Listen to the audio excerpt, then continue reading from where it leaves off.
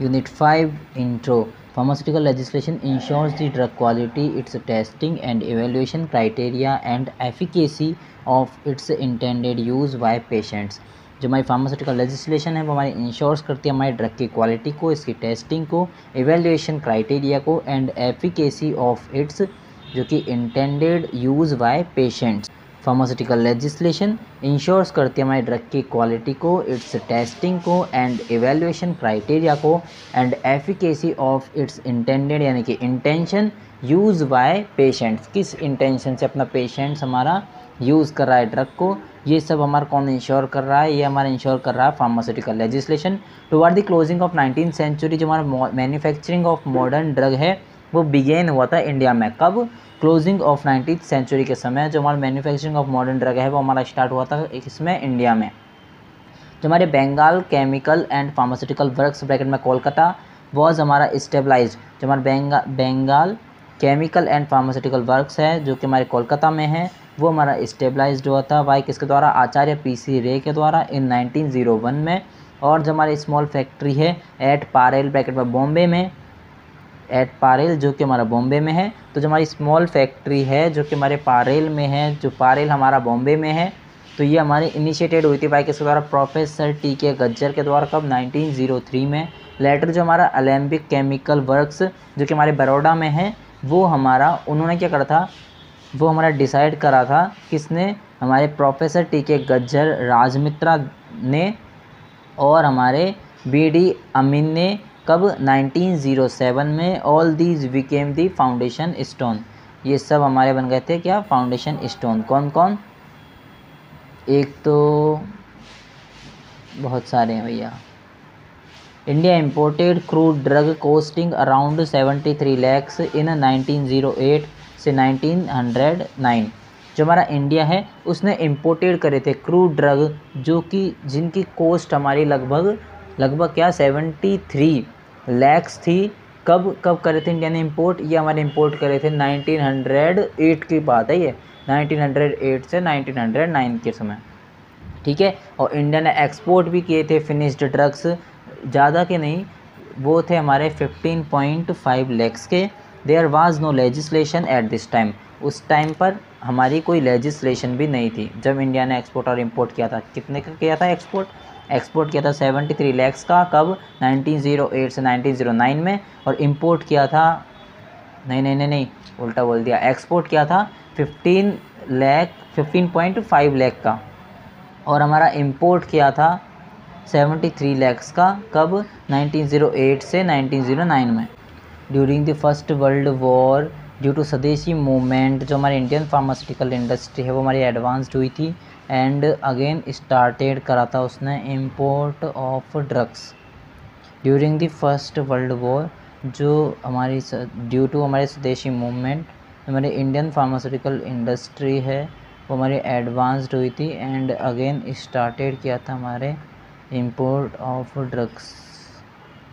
During the first world war due to हमारे Swadeshi movement जो हमारी इंडियन फार्मास्यूटिकल इंडस्ट्री है वो हमारी एडवांस्ड हुई थी और उन्होंने दोबारा क्या कर दिया था? हमारा इंपोर्ट करना स्टार्ट कर दिया था।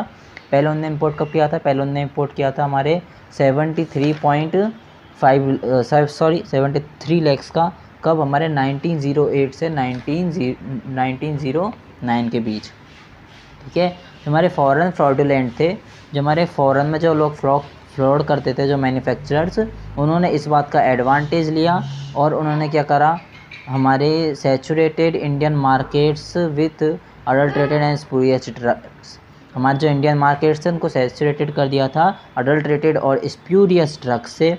From 1920 to 1930 many reports were published in India press regarding the marketing of harmful substitute।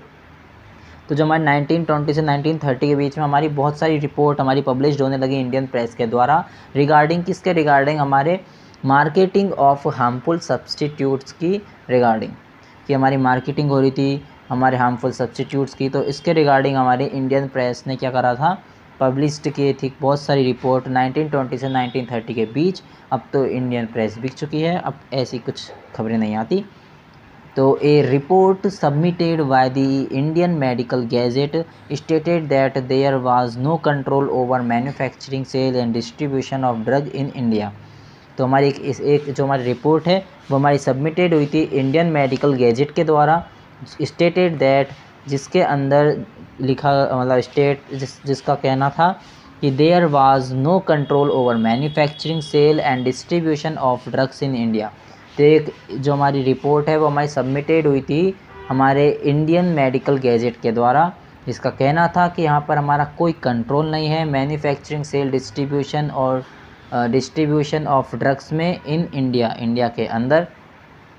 Many lost their lives, बहुत सारे लोगों ने अपनी जान खोई क्योंकि यहाँ पर जो हमारी ईयर ड्रॉप्स है उसको रिप्लेस्ड कर दिया गया था क्रोटन ऑयल से, और जो हमारा चॉक पाउडर है वो चॉक पाउडर को हम यूज़ ले रहे थे क्या, अडल्ट्रेटेड करने के लिए ड्रग्स को, तो उसकी वजह से बहुत सारे लोगों की जान चली गई थी।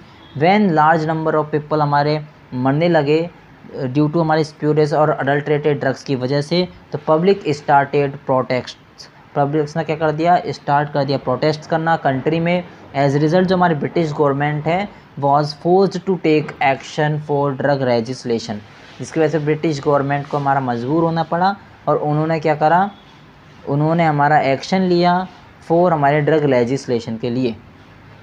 इन 1927 Lahore appealed for necessary steps to eradicating, यानी कि रिमूव करने के लिए स्प्यूरियस ड्रग्स को। 1927 में जो लाहौर है उसने अपील्ड की थी, लाहौर में अपील्ड की थी फॉर हमारे necessary steps to regard eradicating, यानी कि रिमूव करने के लिए हमारे स्प्यूरियस ड्रग्स को। और 1928 में on May 3 a letter was हमारा रिटर्न लिखा गया टू द इंडियन गवर्नमेंट को by the secretary of Indian merchant of Bombay के द्वारा। Study of drug inquiry committee DEC, जिसको अपन चोपड़ा कमेटी कहते हैं। तो ये जो हमारी चोपड़ा कमेटी थी, ये जो हमारी कमेटी थी वॉज हमारी सेटअप हुई थी वाई किसके द्वारा, हमारे गवर्नमेंट के द्वारा 1930 में। This is also known as, इसको हम चोपड़ा कमेटी भी कहते हैं। चेयरमैन हमारा यहाँ पर कर्नल RN चोपड़ा थे।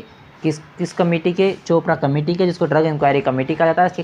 इसके हमारे चेयरमैन थे कर्नल RN चोपड़ा, और डॉक्टर B मुखर्जी इसके असिस्टेंट सेक्रेटरी थे। Later he became director of central drug laboratory. तो देखिए जो हमारी चोपड़ा कमेटी थी इसको हम ड्रग इंक्वायरी कमेटी कहते हैं। तो इसके हमारे कर्नल तो RN चोपड़ा थे, और जो हमारे डॉक्टर B मुखर्जी थे ये हमारे असिस्टेंट सेक्रेटरी थे। डॉक्टर B मुखर्जी कौन थे, हमारे असिस्टेंट सेक्रेटरी थे। And later he became director of central drug laboratory. बाद में जो हमारे डॉक्टर B मुखर्जी है वो असिस्टेंट सेक्रेटरी है इस टाइम तो, लेकिन बाद में क्या बन गए थे, वो हमारे director of central drug laboratory बन गए थे, डायरेक्टर बन गए थे सेंट्रल ड्रग लेबोरेटरी के। फंक्शंस की बात करें तो चोपड़ा कमेटी या फिर ड्रग इंक्वायरी कमेटी हमारी आइडेंटिफाई करती है quality of A impure drugs, जो कि हमारे इम्पोर्टेड होगा, हमारा मैन्युफैक्चर्ड होगा और हमारा सोल्ड होगा इन ब्रिटिश इंडिया में एज़ पर दी ब्रिटिश फार्माकोपिया। चोपड़ा कमेटी या फिर हमारी ड्रग इंक्वायरी कमेटी के फंक्शंस की बात की जाए तो ये हमारे आइडेंटिफाई करती है quality of A impure drugs को, जो कि हमारे इम्पोर्टेड होंगे, मैन्युफैक्चर्ड होंगे और सोल्ड होंगे इन ब्रिटिश इंडिया में एज़ पर दी ब्रिटिश फार्माकोपिया। क्या करती है चोपड़ा कमेटी या फिर जो ड्रग इंक्वायरी कमेटी है DEC है, वो हमारी आइडेंटिफाई करती है quality of A impure drug, जो कि हमारा इम्पोर्टेड होगा, मैन्युफैक्चर्ड होगा और सोल्ड होगा in British India as per the British pharmacopoeia. और ये हमारी इंक्वायरी करती है लेजिस्लेशंस, जो कि हमारे अलाउ करते हैं ओनली क्वालिफाइड पर्सन को टू एक्सेस करने के लिए फार्मेसी प्रोफेशन। और ये हमारी इंक्वायरी करेगी उस लेजिस्लेशन की जो कि अलाउ कर रहा है ओनली क्वालिफाइड पर्सनस को टू एक्सेस करने के लिए हमारे फार्मेसी प्रोफेशन को, जिससे फार्मेसी में अच्छे फार्मासिस्ट हमको देखने को मिले, है ना, कोई एरा गैरा नहीं आ पाए, अच्छे एकदम क्वालिटी वाले हमारे फार्मासिस्ट हमको देखने को मिले और फार्मेसी प्रोफेशन को हमारे ऊपर लेके जाए। ये रिपोर्ट वाज हमारी सबमिटेड हुई थी इन 1931 में वाई किसके द्वारा, DEC यानी कि ड्रग इंक्वायरी कमेटी के द्वारा एक रिपोर्ट सबमिटेड हुई थी कब, 1930 में, मेकिंग द फॉलोइंग रिकमेंडेशन, जिसने हमारे कुछ रिकमेंडेशन दिए थे, जैसे कि ड्रग इंडस्ट्री हमारी इस्टेब्लिश्ड होनी चाहिए इंडिया में, क्योंकि उस टाइम ड्रग इंडस्ट्री हमारी कम थी, तो ड्रग इंडस्ट्री को एक तो उन्हें इस्टेब्लिश करने के लिए रिकमेंडेशन दिया कि इंडिया में भी और देशों की तरह ड्रग इंडस्ट्री हमारी इस्टेब्लिश होनी चाहिए, और central legislation should be implemented, यानी कि जो हमारा सेंट्रल लेजिस्लेशन है वो हमारा इम्प्लीमेंटेड यानी कि लागू होना चाहिए, और जो हमारा एडवाइजरी बोर्ड है वो हमारा अपॉइंटेड होना चाहिए बाय सेंट्रल गवर्नमेंट के द्वारा to look after objectives of act. जो हमारा एडवाइजरी बोर्ड है वो हमारा अपॉइंटेड होना चाहिए बाय सेंट्रल गवर्नमेंट के द्वारा to look after objectives of act, यानी कि जो हमारी सेंट्रल गवर्नमेंट है वो क्या करेगी, हमारे अपॉइंट करेगी एडवाइजरी बोर्ड को।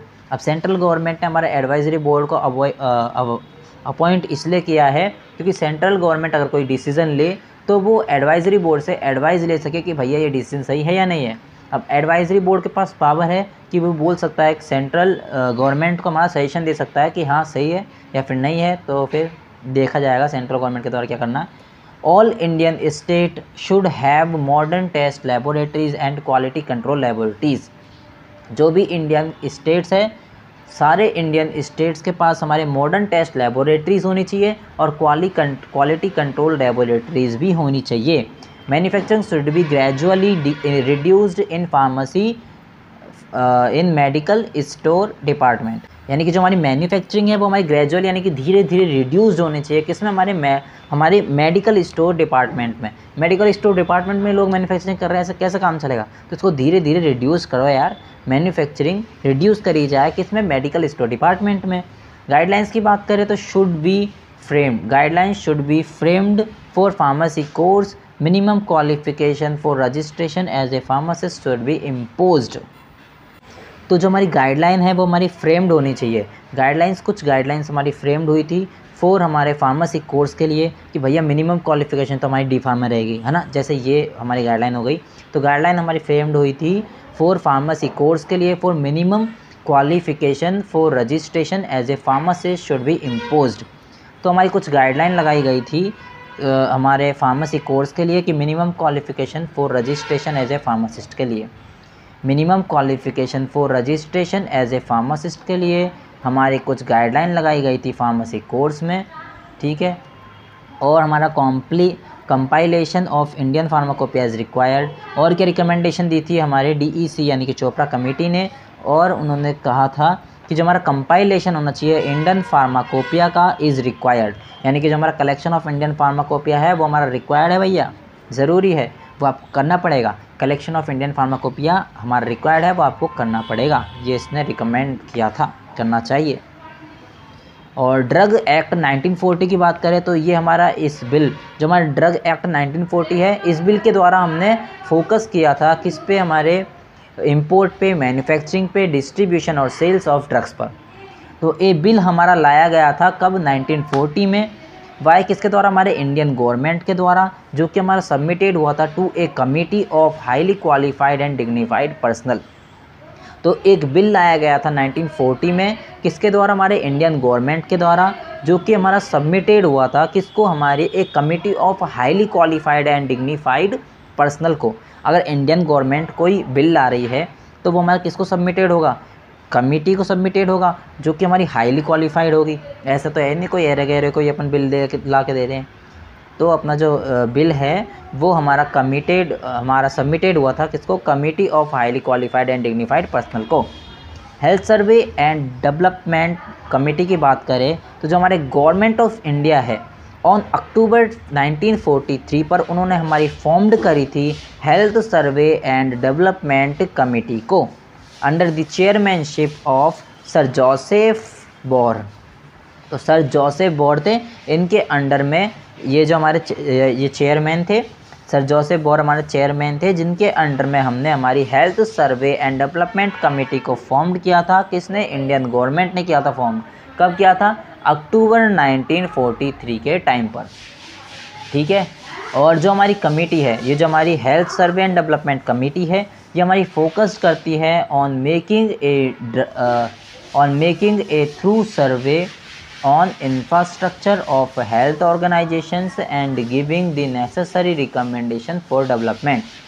तो ये जो हमारी कमेटी है, कौन सी कमेटी, जो हमारी health survey and development committee है, ये हमारी फोकस्ड करती है on making through survey on making a through survey on infrastructure of health organisation and giving the necessary recommendation for development. ये जो हमारी health survey and development committee है, तो इसके नाम में दिख रहा है तो डेवलपमेंट है ना, तो ये हमारी किस किस पे फोकस करती है, एक तो हमारे इंफ्रास्ट्रक्चर ऑफ हेल्थ ऑर्गेनाइजेशन पर फोकस करती है और हमारे नेसेसरी रिकमेंडेशन भी देती है डेवलपमेंट, क्योंकि इसके नाम में ही है health survey and development committee. तो ये हमारे क्या करेगी, नेसेसरी रिकमेंडेशंस देगी फॉर हमारे डेवलपमेंट के लिए। अब कैसी रिकमेंडेशन हो सकती है, जैसे कि मान लीजिए देखिए, एक तो मैंने बताया कि ये हमारे इंफ्रास्ट्रक्चर ऑफ हेल्थ ऑर्गेनाइजेशंस पे फोकस करती है on making a through survey on infrastructure of health organisation, यानी कि हमारे रिकमेंडेशंस देगी किस किस में, हमारे हॉस्पिटल और इंडस्ट्री में, क्योंकि हॉस्पिटल हमारे किससे रिलेटेड, तो हॉस्पिटल पर तो इनने दिया ही था और साथ ही साथ इनने हमारे इंडस्ट्री के लिए भी कुछ रिकमेंडेशंस दी थी। तो इनने हॉस्पिटल के लिए क्या रिकमेंडेशन दी थी कि हमारे नंबर ऑफ़ बेड्स प्रॉपर हो, डॉक्टर प्रॉपर हो और नर्स हमारे प्रॉपर होनी चाहिए, और जो हमारा सफिशिएंट स्टाफ होना चाहिए हॉस्पिटल में। तो ये हमारी कुछ रिकमेंडेशन है जो कि हमारे health survey and development committee के द्वारा दी गई। इंडस्ट्री के लिए हमारी मशीन्स और वर्कर्स के बारे में इन्हें रिकमेंडेशन दी थी। फिर उसके बाद में हमारी establishment of central drug laboratory हुई थी। क्या हुआ था, हमारे establishment of central drug laboratory करना है, ये भी हमारे रिकमेंडेशन किसने दी थी, हमारे health survey and development committee ने हमारे establishment of central drug laboratory करना है, इस्टेब्लिशमेंट करना हमारे सेंट्रल ड्रग लेबोरेटरी का, इसका रिकमेंडेशन दिया था हमारे health survey and development committee ने। ठीक है, तो जो हमारी सेंट्रल ड्रग लेबोरेटरी है, तो ये जो हमारे health survey and development committee है, इसने हमारी इस्टेब्लिशमेंट की थी ऑफ हमारे सेंट्रल ड्रग लेबोरेटरी। तो इसने हमारा रिकमेंडेशन किया था, इस्टेब्लिश नहीं किया था। तो हमारी health survey and development committee ने हमारी रिकमेंडेशन दी थी इस्टेब्लिशमेंट करने के लिए ऑफ हमारे सेंट्रल ड्रग लेबोरेटरी की। ठीक है, और इसने हमारी रिकमेंड किया था स्ट्रिक्ट इम्प्लीमेंटेशन करने के लिए and enforcement of drug act 1940 through out the country. और इन्होंने क्या करा था, हमारे स्ट्रिक्ट इम्प्लीमेंटेशन करने के लिए हमारा इन्फोर्समेंट यानी कि फोर्स किया था ऑफ हमारे drug act 1940 through the country, यानी कि जो हमारा ड्रग एक्ट है 1940 का, उसको थ्रू आउट द कंट्री हमारा इम्प्लीमेंटेशन किया जाए। इन्फोर्मेंस हमारे फोर्सफुली इन्होंने ये रिकमेंड किया था। और establishment of all Indian pharmaceutical council and provisional pharmaceutical council organisation to appoint करने के लिए हमारे representatives of pharmaceutical trade, pharmacy education and others. और उन्होंने हमारा रिकमेंड किया था इस्टेब्लिशमेंट करने के लिए of all Indian pharmaceutical council and provisional pharmaceutical council organisation to appoint करने के लिए representatives of pharmaceutical trade, pharmacy education और अदर्स को। और इन्होंने क्या करा था, और इन्होंने हमारा रिकमेंड किया था प्रोग्रेस करने के लिए, यानी कि हमारे elevation the professional standard thereby protecting the profession from unskilled person. और इन्होंने क्या कहा था कि हमारा प्रोग्रेस की जाए, हमारे एलिवेशन यानी कि हमारा बढ़ाया जाए हमारे प्रोफेशनल स्टैंडर्ड्स को, ताकि हम प्रोटेक्ट कर सकें हमारे प्रोफेशन को अनस्किल्ड पर्सन से। और जो हमारी health survey and development committee थी, उन्होंने हमारा रिकमेंड किया था अपॉइंटिंग करने के लिए qualified pharmaceutics and engaging them in all the area of pharmacy professionals to implement the pharmaceutical legislation strictly. यानी कि इन्होंने हमारा रिकमेंड किया था अपॉइंट करने के लिए हमारे क्वालिफाइड फार्मास्यूटिक्स को एंड हमारे एंगेजिंग यानी कि हमारा बढ़ावा देने के लिए उनको in all the area of pharmacy professionals to implement यानी कि सुधार करने के लिए हमारे फार्मास्यूटिकल लेजिस्लेशन में स्ट्रिक्टली यानी कि गंभीर रूप से भैया।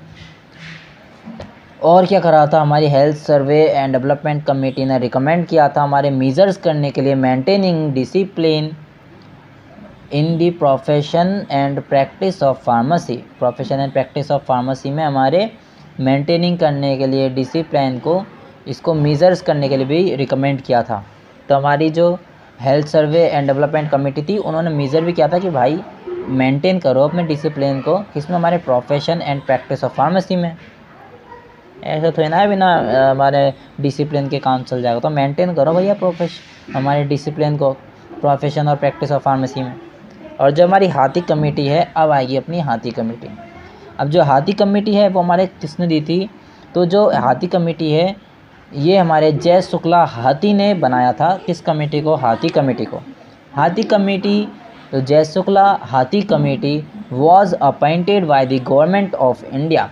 गवर्नमेंट ऑफ इंडिया ने हमारे जय शुक्ला हाथी कमेटी को अपॉइंटेड किया था टू मॉनिटर करने के लिए हमारे वेरियस फैक्टर को ऑफ द ड्रग इंडस्ट्री के इन इंडिया में, इन ऑर्डर टू प्रमोट करने के लिए हमारे ग्रोथ ऑफ ड्रग इंडस्ट्री को। यानी कि हम कह सकते हैं जो हमारी हाथी कमेटी थी, जय शुक्ला हाथी कमेटी थी, वो हमारी बनाई गई थी हमारे इंडियन गवर्नमेंट के द्वारा टू मॉनिटर करने के लिए हमारे various factor of drug industry को इन इंडिया में, इन ऑर्डर टू प्रमोट करने के लिए हमारे ग्रोथ ऑफ ड्रग इंडस्ट्री को हमारे प्रमोट करने के लिए हमारे इंडियन गवर्नमेंट ने अपॉइंट की थी, यानी कि बनाई थी हमारे जय शुक्ला हाथी कमेटी, जिसको अपन हाथी कमेटी के नाम से भी जानते हैं। इट इंश्योर्स, जो हमारी हाथी कमेटी हमारी इंश्योर्स करती है about development of industry and statues it has attend.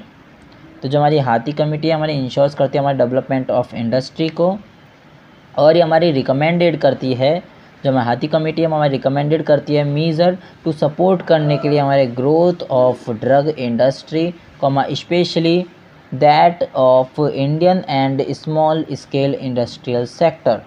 यानी कि it recommended measure to support the growth of drug industry, हमें रिकमेंडेड करती है मीज़र टू सपोर्ट करने के लिए हमारे ग्रोथ ऑफ ड्रग इंडस्ट्री को, स्पेशली दैट ऑफ इंडिया, जो कि हमारी इंडिया की है, and small scale industry sector है, उनको भी ये हमारे क्या चाहते हैं, ये हमारे सपोर्ट करना चाहते हैं, ये हमारे सपोर्ट करना चाहते हैं हमारे ग्रोथ ऑफ ड्रग इंडस्ट्री को, और वो हमारी इंडिया की हो, है ना। एक तो ये है, और साथ साथ वो हमारी स्मॉल स्केल इंडस्ट्रियल सेक्टर है उसको भी हमारा बड़ा करना चाहते हैं। इट एग्जामिन्स, जो हमारी हाथी कमेटी है ये हमारी एग्जामिन्स करती है हमारे arrangement for the flow of new technology in the industry, और ये हमारे रिकमेंड्स करती है हमारे मेजर्स टू प्रोवाइड करने के लिए हमारे general public and essential drugs and common house hold remedies. यानी कि जहाँ पर हमारे जो पब्लिक है, अब जैसे मान लो हमारा कोई रूरल एरिया है तो वहाँ पर हमको मेडिसिन, जो जनरल मेडिसिन होती है उनकी रिक्वायरमेंट पड़ती रहती है। तो वहाँ पर क्या होता है, मान लीजिए अगर किसी की हेल्थ डाउन है और उसको मेडिसिन चाहिए, और मेडिसिन अगर ज़्यादा रेट में है तो वो अफोर्ड नहीं कर पाएगा, क्योंकि गांव में इतनी सैलरी लोगों की ज़्यादा नहीं होती। तो इसलिए क्या होता है, वहाँ पर हम क्या करते हैं एक तरीका है जिससे हम क्या करते हैं, मैन्युफैक्चरिंग बढ़ा देते हैं। अब हमारी जो जनरल मेडिसिन है जो हमारे डेली लाइफ में काम आती रहती है, उनकी अगर हमने मैन्युफैक्चरिंग बढ़ा दी तो उनकी कॉस्ट हमारी कम हो जाएगी, और जो हमारे रूरल एरियाज़ के जो पीपल है वो हमारे आसानी से उसको अफोर्ड कर पाएंगे और उसको ले पाएंगे और लाभ उठा पाएंगे। तो ये सब हमारा किसने रिकमेंड किया था, ये रिकमेंड किया था हमारी हाथी कमेटी ने, कि भैया हमारे गांव के लोगों के लिए क्या करा जाए। गांव के लोग भी होते हैं भैया, तो उनको भी तो जनरल मेडिसिन चाहिए ना, तो उसके लिए आपको क्या करना पड़ेगा, आपको अपनी मैन्युफैक्चरिंग बढ़ानी पड़ेगी और कॉस्ट घटानी पड़ेगी जनरल मेडिसिन की, ताकि जो हमारे रूरल एरियाज़ के लोग हैं वो भी इसे अफोर्ड कर पाएँ। तो ये रिकमेंड किसने किया था, हमारी हाथी कमेटी ने किया था। इंग्लिश में भी सुना जाता हूँ, it recommends measure to provide the general public and essential drugs, यानी कि जो हमारी डेली रूटीन में काम आती रहती है, डेली लाइफ में काम आती रहती है, जैसे कि हमारी सिर दर्द की हो गई भैया, और पैरासीटामोल हो गया, दस्त की हो गई, है ना। तो the committee recommends to continuously reviewing the packing method and the packaging material use to develop an appropriate packing standard. तो ये हमारी कमेटी ऑल्सो हमारी रिकमेंड्स करती है, जो हमारी हाथी कमेटी हमारी ऑल्सो रिकमेंड्स करती है कंटिन्यूसली रिव्यूइंग, यानी कि देखते रहती है, कंटिन्यूसली देखते रहो क्या हमारे पैकिंग मेथड्स को एंड दी पैकिंग मटेरियल्स को, जो कि हमारा यूज हो रहा है डेवलप करने के लिए हमारे एप्रोप्रिएट पैकिंग स्टैंडर्ड्स को। और ये हमारी हाथी कमेटी ऑल्सो रिकमेंड्स करती है that more attention should be given to standardised and economic of packaging material. यानी कि जो हमारी हाथी कमेटी हमें रिकमेंड्स करती है कि हमारी ज़्यादा टेंशन दी जाए हमारे standardised and economic of packaging material को, यानी कि स्टैंडर्डाइज्ड यानी कि अच्छी क्वालिटी का हो, ट्रस्टेबल हो, है ना, एंड हमारे इकोनॉमिक ऑफ पैकिंग मटेरियल, सस्ता भी हो, अच्छा भी हो और हमारा ट्रस्टेबल भी हो, विथ हमारे प्रोटेक्शन ऑफ कस्टमर्स इंटरेस्टेड। तो जो हमारा कस्टमर है वो उस पर ट्रस्ट कर पाए और कस्टमर को उसको लेने में इंटरेस्ट हो, है ना, क्योंकि इसमें प्रोटेक्शन सब बढ़िया हो, है ना, पूरा अटेंशन खींच ले वो कस्टमर का। तो ऐसा हमारी हाथी कमेटी रिकमेंड करती है कि हमारा जो स्टैंडर्डाइज्ड और इकोनॉमिक होना चाहिए हमारा पैकिंग मटेरियल और ट्रस्टेबल होना चाहिए और विथ हमारे प्रोटेक्शन के साथ में, जिससे हमारे कस्टमर को इंटरेस्ट आए इसको लेने के लिए। इट ऑल्सो रिकमेंडेड, जो हमारी हाथी कमेटी हमारी ऑल्सो रिकमेंडेड करती है developing and effective and continuing monitoring system for the industry in order to attain the essential objectives. यानी कि जो हमारी हाथी कमेटी हमारी ऑल्सो रिकमेंडेड करती है हमारी डेवलपिंग करने के लिए and effective and continuing monitoring system for the industry के लिए in order to attain the essential objectives. Next और लास्ट है हमारी मुदेलियर कमेटी। तो मुदेलियर कमेटी हमारी हमारी अपॉइंटेड हुई थी गवर्नमेंट ऑफ इंडिया के द्वारा 1961 में टू एनालाइज करने के लिए हमारी प्रोग्रेस जो कि हमारी मेड हुई थी इन मेडिकल रिलीफ में। तो मुदेलियर कमेटी हमारी अपॉइंटेड हुई थी गवर्नमेंट ऑफ इंडिया के द्वारा 1961 में टू एनालाइज करने के लिए हमारे प्रोग्रेस को जो कि हमारी की गई थी मेडिकल रिलीफ के द्वारा एंड पब्लिक हेल्थ। आफ्टर जो हमारे submission of the bore committees report, bore committee report के बाद में जो हमारी बोर कमेटी जो हमारी रिपोर्ट है उसके सबमिशन के बाद में जो हमारी प्रोग्रेस की गई थी हमारी medical relief and public health में, तो वो हमारी एनालाइज करती है हमारी मुडेलियर कमेटी जो कि हमारी अपॉइंटेड की गई थी गवर्नमेंट ऑफ इंडिया के द्वारा 1961 में। और जो हमारी मुदेलियर कमेटी है ये कमेटी हमारी ऑल्सो फ्रेम्स करती है guideline and proposals for inclusion in the subsequent 5-year plans. यानी कि जो हमारी कमेटी है ये हमारी ऑल्सो फ्रेम्स करती है guidelines and proposals for inclusion, इनके मिलाने के लिए इन दी हमारे सब्सिक्वेंट यानी कि नेक्स्ट 5-year प्लान्स में। तो ये हमारी कमेटी फ्रेम्स करती है गाइडलाइंस एंड प्रपोजल्स फॉर मिलाने के लिए in the next 5 years plan में। और a system of graded charges, next इसका पॉइंट है हमारे जो मुदेलियर कमेटी है इसके अंदर a system of graded charges should be established होगा for all hospital but this is not applicable for genuinely poor patients. तो जो हमारा ए ग्रेडेड जो हमारा सिस्टम ऑफ ग्रेडेड चार्जेस है वो हमारा इस्टेब्लिश्ड होगा फॉर ऑल हॉस्पिटल्स के लिए, बट ये हमारा एप्लीकेबल नहीं होगा जेन्युइनली पुअर पेशेंट्स के लिए। और जो हमारी मुदेलियर कमेटी है इन्होंने हमारा रिकमेंडेड किया था कि जो हमारे ताल्लुक होते हैं जो हमारे group of several villages hospital होते हैं, तो जो हमारी मुदेलियर कमेटी थी इसने हमें रिकमेंडेड किया था कि जो ताल्लुक होते हैं group of several village hospitals होते हैं, ग्रुप ऑफ सेवरल विलेज को तो अपन ताल्लुक कहते हैं। और इन्होंने क्या करा था, इन्होंने मुदेलियर कमेटी ने हमें रिकमेंडेड किया था कि जो हमारे ताल्लुक होते हैं जो हमारे ग्रुप ऑफ सेवरल विलेज होते हैं तो इनके अंदर हमारे हॉस्पिटल होने चाहिए जिसके अंदर हमारा रूटीन मेडिकल होना चाहिए और हमारा सर्जिकल होना चाहिए, ऑब्स्टिकल्स और गायनेकोलॉजिकल रिक्वायरमेंट्स यहाँ पर पूरी होनी चाहिए ऑफ द एरिया की। जबकि जो हमारे डिस्ट्रिक्ट हॉस्पिटल है वहाँ पर हमारे मेडिकल केयर भी होनी चाहिए, स्पेशलिस्ट सर्विसेज जो हमारे स्पेशलिस्ट होते हैं उनकी सर्विसेज भी होनी चाहिए मेडिकल सर्जरी में, और हमारे ऑब्स्टेट्रिक्स भी होने चाहिए, पेडिएट्रिक्स भी होनी चाहिए, ऑर्थोपेडियाट्रिक्स भी होनी चाहिए, डेंटिस्ट्री भी होनी चाहिए और वेनेरियल डिजीज़ ETC हमारी होनी चाहिए। शुरू से देखते हैं जो हमारी मुदेलियर कमेटी थी वो हमारी रिकमेंडेड करती है दैट ताल्लुक जो हमारे ग्रुप ऑफ सेवरल विलेजेस होते हैं उनके अंदर हमारे हॉस्पिटल होने चाहिए जिनके अंदर हमारे रूटीन मेडिकल होना चाहिए, सर्जिकल होना चाहिए और हमारे ऑब्स्टेट्रिकल्स होने चाहिए। अब जो हमारे ऑब्स्टेट्रिकल्स है ये हमारे रिलेटिंग होते हैं टू हमारे चाइल्ड बर्थ प्रोसेसेस। ऑब्स्टेट्रिकल्स के अंदर हमारे ऐसे लोग आते हैं जो कि हमारे रिलेटिंग होंगे टू हमारे चाइल्ड बर्थ या फिर चाइल्ड बर्थ प्रोसेसेस से रिलेटेड होंगे। ऐसा वो हमारा काम करते हैं जो कि हमारा चाइल्ड बर्थ प्रोसेस से रिलेटेड होगा, जैसे कि बच्चे की डिलीवरी हो गई है ना, तो वो हमारे ऑब्स्टेटिकल्स के अंदर आ जाएंगे। उसके हमारा हमारा गायनेकोलॉजिकल रिक्वायरमेंट्स ये भी होनी चाहिए हमारे किसके अंदर, हमारे ताल्लुक़ के अंदर, है ना।